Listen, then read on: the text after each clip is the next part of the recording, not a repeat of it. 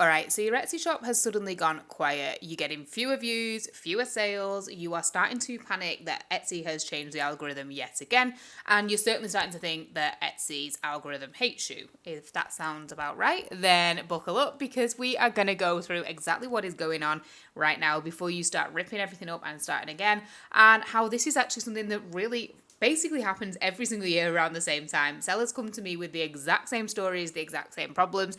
So I'm going to go through what is actually happening right now and how you can fix it without ripping everything up and starting again. So I'm going to walk you through some of the reasons why summer feels slower than it actually is. I'm going to go through some of the things that might be actually happening versus what you think is happening. And I'm also, of course, going to tell you what you need to do about it depending on your situation. So if that sounds fun, then let's dive in. So the first thing I want to talk about is the summer slump. Now, you might have heard people talking about the summer slump in the past, and it is essentially this phenomenon that happens in the summer, funnily enough, where your sales slump, right? And so people start to panic around this time of the year, and basically sellers that I work with tend to fall in one of two camps. They either decide that the summer slump is here, so we're backing off, we're having a chill, we're doing nothing, and we're going to get back on it in September. Or they do the sensible thing, which is to not stop showing up and to start getting prepped for what is to come. Now, the question about whether the summer slump is a real thing is very much something that is always something that I like to discuss, right? Because I worked in the retail industry for a very long time, and I can tell you that people don't stop spending money in summer. In fact, they're actually spending just as much as they are the rest of the year, pretty much.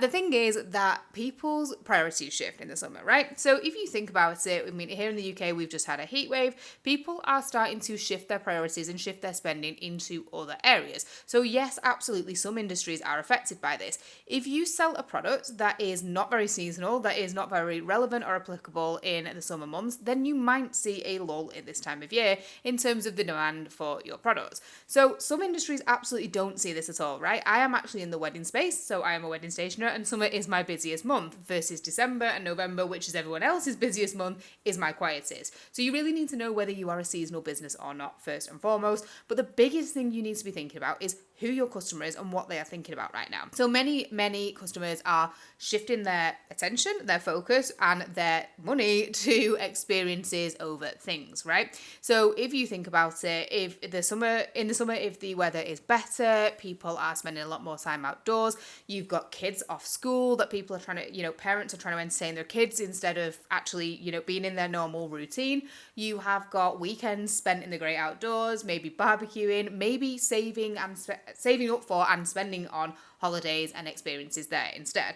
And so you really need to think about your customers' mindset and where they have shifted their priorities to at this time of the year. Because again, this doesn't mean that you can't sell to that customer. You just need to think about how you can meet them where they're at. But one of the big things that I really want you to take away from this is that even if the summer slump is real for your business, it doesn't mean it's the end of your business, right? You just have to start getting strategic about what it does mean for your business. So the summer slump is real for some businesses and for some industries, but it is also a real opportunity for most business and industries too, which I'm going to take you through shortly. So the other side of this that I really want you to take on board as well is something that I see a lot of the time with my Seller Society members when they come to me with this problem that things are slowing down in the summer and they think it's all over and they think they're having the worst, season of their business and it's all coming to an end, it's all coming crashing down.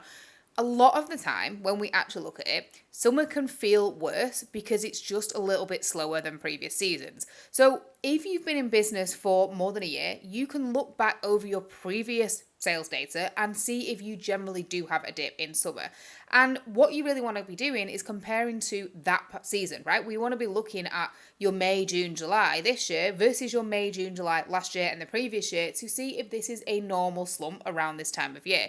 Because a lot of the time I get this question in my membership and people are panicking that their sales are tanking. And when we actually look at the data, they're just not as strong as they were in previous seasons, and that's because they are a seasonal business, and that is absolutely fine. And I think that sometimes it can feel really stressful when a season is a little bit slower in business because you expect growth after growth after growth. But again, if you are selling a product that is not seasonally in demand and relevant right now, and the demand is dropping a little bit at this time of year for that product, then it's completely normal to have quieter and busier seasons. Like I said a minute ago, I am always slow and quiet in November and December and really busy in the summer months. It's very much a flip to what other businesses look like. But I also know that when my sales start to decline from September onwards as a wedding stationer, I'm not panicking that my business is over. I just know that that is normal for a seasonal business. So that's something that you really need to keep in mind as well. Is your business actually tanking versus last year? Or is this season just a little bit slower than previous seasons because you have peaks and troughs in your business? You really want to be thinking about this and looking at the data. Now, if you're newer in business, then you obviously can't compare to previous years. And a really good rule of thumb here, or a really good way to kind of benchmark it, something that I like to do, is I like to go to Google and I like to look at Google Trends. So you can just search Google Trends. You don't need a keyword tool. You don't need to pay for any fancy tools that, every mentor and his dog is telling you that you need. You really don't. You can go to Google Trends for free and you can search your industry. You can search your core keywords. For example, if it was me, I might put like wedding signs, so something quite broad that I sell. And you can look at the trends over the last 5 years and you can look at the trends this month over month and you can see if some months slump versus others. So if you're seeing that a wedding table plan trend is having a big spike one month and a big lull throughout other months, then you know that if your sales are seeing a similar dip and a similar pattern, you're in the right phase, right? You're in the phase that every business in your industry is going through right now because there just isn't the demand there for that. So I really don't want you to be conflating a demand problem with a SEO problem or something like that. I don't want you to be thinking that I'm not getting any sales right now, so I'm going to start rewriting my tags and titles and my SEO all needs shaking up and redoing, right? That's really not what we're doing here. So before we go into what you should be doing, I really want to walk you through 5 things that you absolutely should not be doing. These are the 5 big mistakes that I see sellers doing at this time of year when they start going off on the tangent that they are in the summer slump, or they maybe don't know they're in the summer slump. They are having this lull in sales and they are tearing their hair out because they feel like their business is over, okay? So let's go into those 5 things. Now, the first thing I want you to step well away from is changing your tags and titles, okay? You have not got an SEO problem. Like I said before, I don't want you to conflate a market demand problem, a seasonal demand problem with an SEO problem. Please, for the love of God, do not go and rewrite all of your tags and titles thinking that that is a problem. Promise you, that's not the problem, okay? First thing you do not want to do, change anything up there. And one of the reasons you don't want to do that is because what happens then is when the seasonal demand comes back around again, you've messed up all of your SEO ranking, you've messed up all of the demand that listing has built up over the years, and you have replaced it with something else, and Etsy's going down a different route now, right? Leave your tags and titles alone. You don't need to be messing around with those at this time of year, especially if you are a non-seasonal business. The next big mistake I see people making is frantically throwing ad budget and ad spend at a listing or a group of listings, hoping that that will help fix the visibility problem. Because again, if the demand is not there on the Etsy platform, you are paying for the sake of what? Getting in front of maybe a handful more people who still aren't buying anyway, okay? Throwing money at ads is not the solution to slow sales. It never has been. Now, in my honest opinion, Etsy ads I am quite skeptical about anyway, having done quite a lot of experiments with them. Honestly, ads is more often than not the solution to your problem that you're having. So I really wouldn't recommend rushing to throw ad spend at the listings right now. All it's really doing is giving Etsy more money, in my opinion. So don't panic and start switching on an ad on every single product either. The third thing I need you to do is step away from the camera. You do not need brand new photos of every single listing. You don't, basically what I'm getting at here is step away from the listings. Changing and updating your listing is not the solution. And we don't want to be messing around with products that are selling within reason, a reasonable amount for the time of year. We don't want to be messing around with anything that is already working for us. And even if a listing isn't working because it's just not working, not because it's a seasonal kind of blip, but because it's just always been relatively slow and maybe not done that well anyway, then taking new photos and changing them on the existing listing isn't the answer either. Okay, the fourth problem that I see, the fourth big mistake I see people making is deciding that they now need to pivot into a new niche. Now, I won't go too deeply into this, but if you've been here for more than 5 minutes, you will know that I absolutely hate the word niche anyway. I think it is overused, I think it is incorrectly used, and we don't teach niches around here, okay? We build our businesses around our dream customer and around what we want to be known for. Those two things only. Like, if you take nothing else from any of my videos, take that from it, free yourself from the niche, and don't feel like you need to pivot into a completely different industry just because sales are slow. There is pretty much always something we can tap into with our current audience when we know our dream customer well that will help plug the holes in this season for you, and we can talk about that shortly. But pivoting your niche, again, not the answer. And then the final big mistake that I see people make at this time of the year is ghosting their external marketing because they think nothing is working. Engagement on social channels at this time of year is notoriously terrible too. Every summer you see this outpouring of, Instagram experts telling us how to fix your low traffic, how to fix your low engagement at this time of year, fix your low views at this time of year. And ultimately, again, think about what you are doing right now at this time of year. Are you spending as much time on your phone? If you are out with the kids at the weekend, or you're taking the dog on a big hike, or you are going to the beach, or you are just generally spending more time with friends and family because the weather's gorgeous, you're spending less time on your phone. So you're scrolling less, so you're engaging less, and so everyone's engagement is down too. We don't, however, want to just turn around and go, nobody's on the phone, so we're not doing any marketing. Let's sod it, we'll come back in September. Again, not the answer, right? Because just because people are on their phones a little bit less, because people are engaging a little bit less, doesn't mean that people have stopped buying, and it doesn't mean that people have stopped scrolling and engaging full stop. It just means that we might have to accept a lower cadence for a little while, a lower benchmark for a little while, and then we are putting the reps in now, and that will compound and will reward us in the months to come, which is exactly what we want. And it's going to be one of our talking points in what we should be doing at this time of year, which I'm going to go into for you now. But just to recap, the 5 things that I want you to stop doing. Stop messing around with your listings, changing your tags and titles and thumbnails, okay? Not what we want to be doing. Leave your listings alone. Your current listings are fine. Leave them to it, okay? We've got a plan in the next section as to what we're going to do instead. You want to not ghost your list, not ghost your socials, not ghost your external marketing, wherever it is that you have a presence on socials. We do not want to be ghosting. We want to be continuing to show up, getting into our people's feeds and being there as and when the time is right for people to come back to shopping with us. We absolutely don't want to be throwing our money at our ad budgets for the sake of it, and we don't want to be pivoting into brand new niches. Okay, they are the 5 things that we are avoiding. Let's now talk about what we should be doing instead. So the first thing I need you to do is identify whether or not you actually have a problem. So you're going to go into your stats, into your Etsy stats. If you have been on Etsy for more than a year, what you are going to do is you're going to set your stats from January this year to now. So you're going to do this year, just in the drop down, select this year, and you're going to compare to last year. And you're going to look at what your trend looks like last year. So are you following the same curve? If last year you were January was here, February was here, March was here, then April dipped a bit, then May went up, and then June tanked, then we're probably quite normal, right? We're probably looking at a similar cadence to what you were doing last year if you're seeing the same pattern. If you were seeing climb after climb after climb after climb last year, and now you're tanking, we've got a slightly different problem.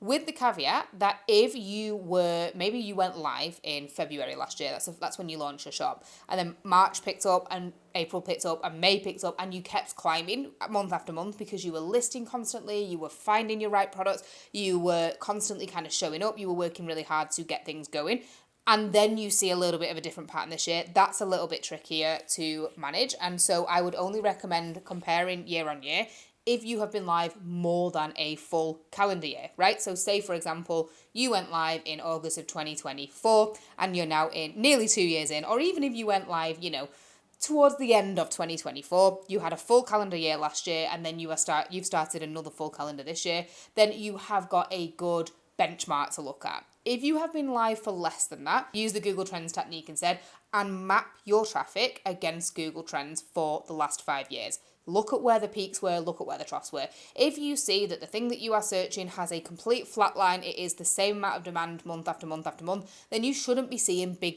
spikes and jumps, in general, unless you are posting and you are kind of just going live now and you are posting constantly now to try and grow your business because you are very early on in the listing stage, then that is a little bit different. Again, it's a little bit more difficult to benchmark when you are brand new, but generally speaking, when you are brand new and you're listing constantly, you're going to want to see incremental traffic month over month until you even out at a level that you are happy with, okay? So they are the three things. If you've been in business more than 18 months, then you want to look at your year-on-year trend, look at what happened last year, look at what's happening this year. If you're going down, then we need to look at what's happening there.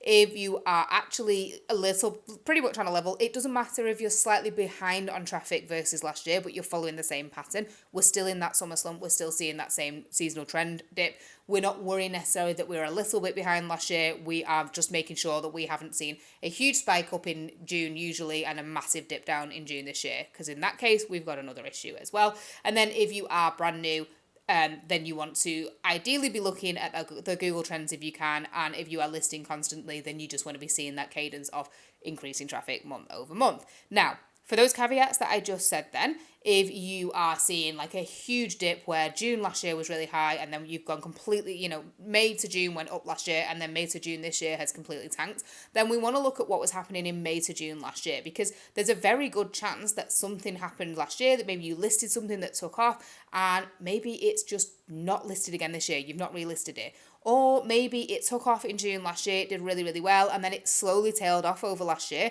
and you're now haven't got that same traction that you had when you first listed it. And what I would be doing is I would be looking at what you listed that's in June last year or in May last year that did really, really well in June, and listing something similar this year in the same category, in the same type of product, but making sure that it is relevant for 2026. For example, a trend that is, really popular right now, or a move on in design style that is more popular this year versus last, right? So that is your start point. You want to make sure that you are actually looking at the data and understanding what your specific problem is. And once we've figured that out, we can move on to number 2. And that is to start identifying any seasonal gaps that you have. So if you are in a space that, yes, it naturally slumps in the summer months, is there something you can bring in that is going to help to plug that gap, okay? So we're thinking about what your customer is thinking about this time of the year, what she is doing with her time, what her mindset is like, where she is spending her energy, where she's spending her time, who she's spending her time with. It's going to really vary based on what it is that you sell. But if it was me, for example, and I was looking at this in the winter months where my wedding couples are not buying wedding signs as frequently because there are less weddings in the winter months, I would be taking a step back and going, okay, so if my couples need wedding signage May through September, they're the most popular wedding months, and I know that people buy 1 to 2 months ahead of time, so my busiest months tend to be March to sort of July, August time. Then I need to plug the gaps between August and Feb, right? So, or September and Feb, should I say. So what can I do in that time? What makes sense for my customer during that time? And I might start thinking either side of the wedding day. So I would be thinking, okay, yeah, sure, people want the actual signage, the on the day signage in those months, but what about when they're getting engaged? Can I go a step back and start thinking about the invitations, right? When are people sending invitations out? Well, all year, because usually it's going to be a year before the wedding that the save the dates go out, and then maybe 6 months before they're going to need their invitations, right? So if people are getting married in August, then that means they're going to need their invitations in like Jan, Feb. So that's perfect because that's plugging that gap there, right?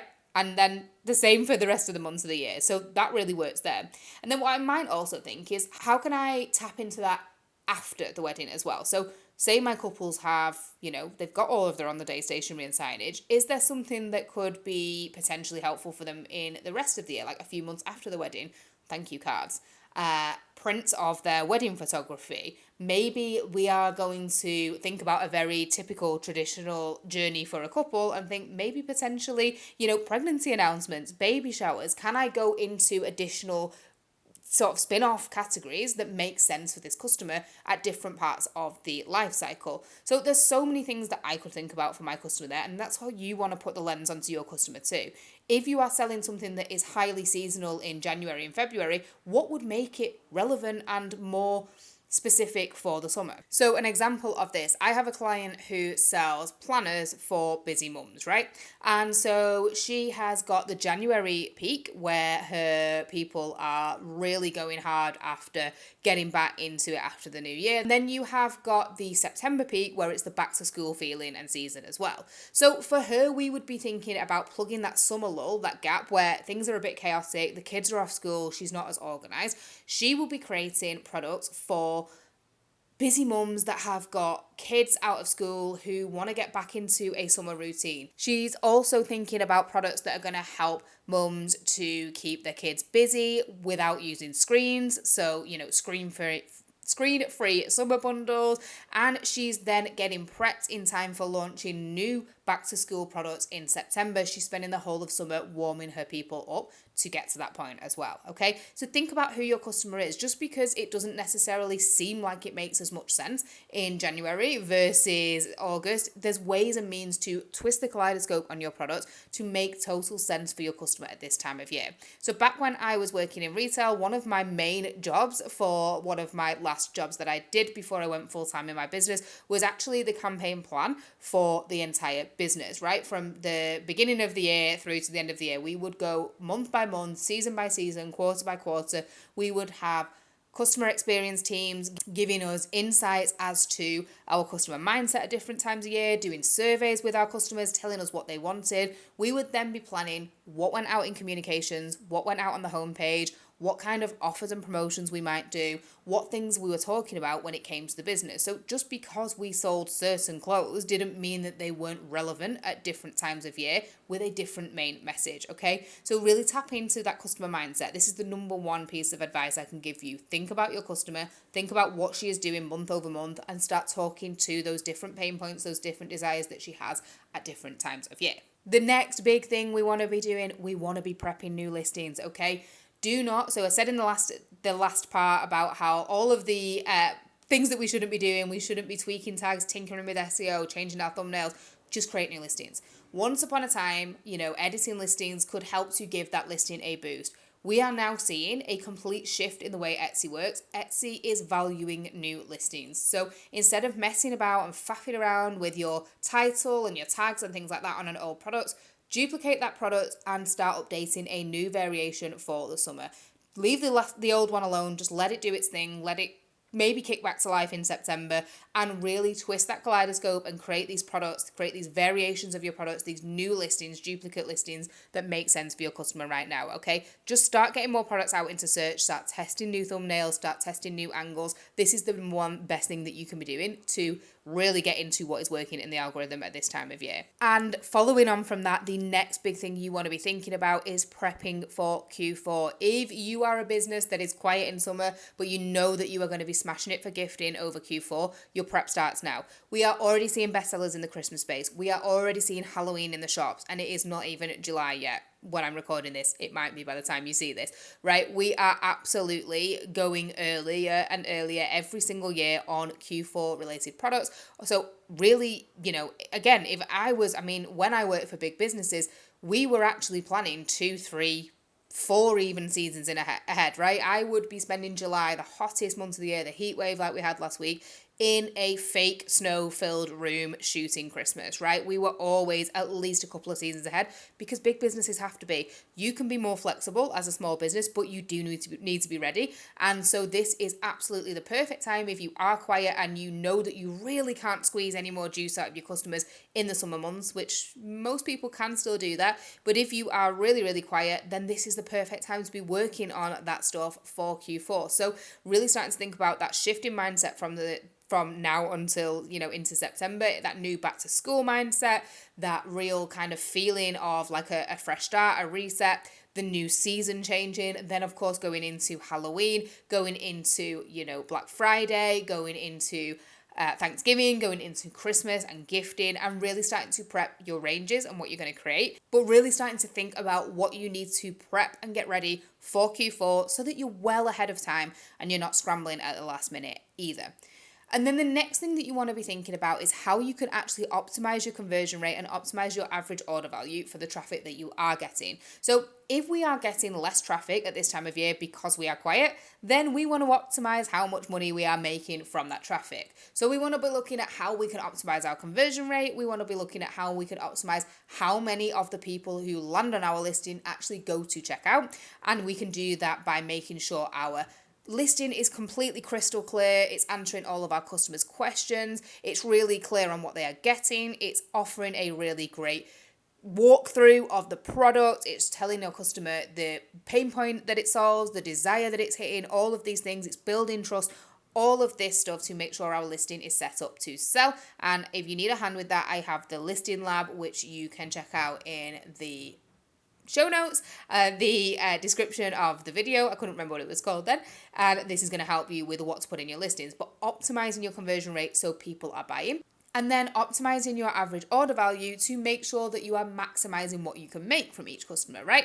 So when they are going to go and check out, can you upsell them into anything else? Have you got ranges that you can sell them to? So you can include an image in your listings that cross-sells into a product that they might want at the same time. How can you maximize the use of your variations, your drop-downs on your listing to upsell into bigger sizes, gift sets, added gift packaging, add-ons. For example, if you sell candles, can you sell them a candle and matchstick set with a little case that holds the matches? I don't know, right? But like I say, really maximizing what you can make from each customer. And then the one final thing that I want to talk to you about now, the thing that is super important at this time of year, is to, like I say, not give up and ghost on your marketing, but really start nurturing your customers for your Q4 launches. So if you are really struggling to sell right now, then start building your audience. Start building a presence on your chosen social media channel. Start building your following up. Start funneling people from your social media channel onto your email list so that you've got a place to retarget them. Start experimenting with different content types. Start figuring out what lands and resonates the best with your customers. Don't be worrying that you have low engagement. Use this time to test different messaging angles, to test different content styles, to see what does resonate with the people who are live on socials so that you can be good to go come September and come Q4 when you have something to sell, right? When people are buying. And just generally building connection and community with your people on socials, funneling people into that email list, and then you are good to go. You've got a hot, ready to buy audience come September when everybody is returning back to routines and things feel a little bit more back to normal. So that is the summer slump in a nutshell. That is the real truth about what is going on at this time of year and what you should be doing and what you definitely shouldn't be doing. So I'll pop all of this into a little checklist for you and stick it in the description so you can grab your copy so you know what you're working to. But if you are really genuinely struggling with any of this, or you are now feeling fired up and excited about what you want to do about this, I have got a very special invitation for you. So next week, I am kicking off inside the Seller Society, the Etsy Traffic Challenge. It's going to be a 28-day accountability challenge, 7 days of learnings and teachings and learning what we need to do, and then a further 21 days of keeping ourselves accountable and checking in with each other every single day, keeping on top of our daily activities so that we are not only combating the summer slump, but we're getting ourselves ready and prepped for the next season to come too. If you want to join us, the link to the Seller Society is going to be in the description, and I would absolutely love to have you in there. We're going to be kicking off next week. I think it's the 13th of July on Monday, and you are the first to hear of this, so I'm very excited. So if you got this far, consider this your exclusive invitation to come and join us and check all of that out in the notes below. And I would love to see you inside. But one thing to leave you on, one last little reminder, one last little love note is please don't think that this quiet time of year means that it is over for your business. Honestly, every single seller sees the same thing. I cannot tell you how many DM conversations I'm having right now on Instagram and how many messages I'm having inside the society and how many conversations I'm having with sellers in general that this is, the worst summer ever and it's really been difficult for this and Like, trust me, everyone's struggling with it. Everybody sees this every single year. please don't panic. There is so much we can do. There is so much opportunity, and there is infinite amount of growth available for your business. Okay, it is never the end, right? It's never the end of your business. There is always, always, always infinite ways to make more money in your business, and that is exactly what I am here to help you with. And I will see you in the next episode.